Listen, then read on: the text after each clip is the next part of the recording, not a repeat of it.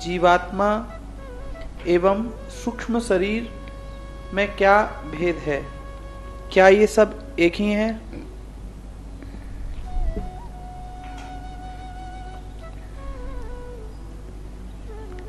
यूं तो एक ही हैं, क्योंकि आप इनमें से किसी को भी जानते नहीं हो। आत्मा, जीवात्मा और सूक्ष्म शरीर। यूं समझो,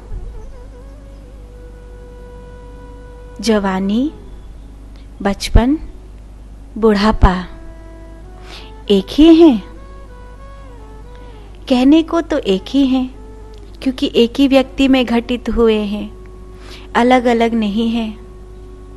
लेकिन अवस्था अलग अलग है, समय अलग अलग है।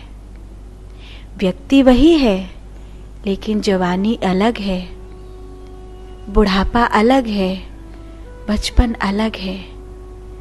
बूढ़ा बच्चे जैसा हो जाता है, लेकिन बच्चे जैसा हो जाता है।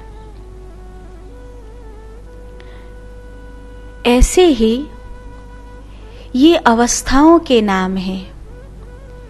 आत्मा, जब हम आत्मा कहते हैं तो वो प्योर सोल है जो सर्व में व्याप्त है, जिसे हम परमात्मा भी कहते हैं।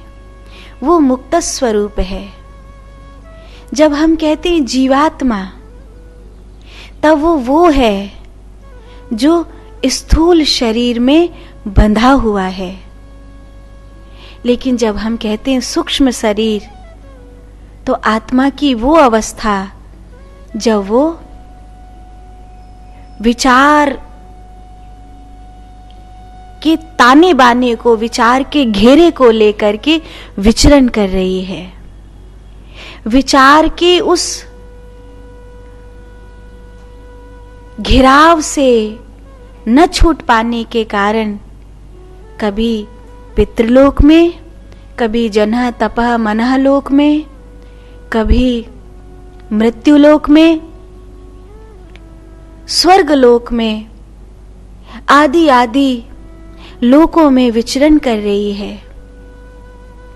तल वितल तलातल सुतल पाताल, जनः तपः मनः, स्वर्ग, ध्रुव, पितृ, ये सब लोक हैं जिसमें सूक्ष्म शरीर विचरण करता है। क्योंकि विचारों ने आत्मा को घेर रखा है, और वो जब तक विचारों के उस पिंड में घिरा रहेगा, तब तक वो सूक्ष्म शरीर विचरण करता रहेगा। है वो आत्मा, लेकिन उसकी वो एक अवस्था है। इसीलिए एक है, पर अवस्था अलग अलग है। यही अंतर है इन तीनों वाक्यों में। सूक्ष्म शरीर, स्थूल शरीर, आत्मा, जीवात्मा, यही अंतर है। साधु।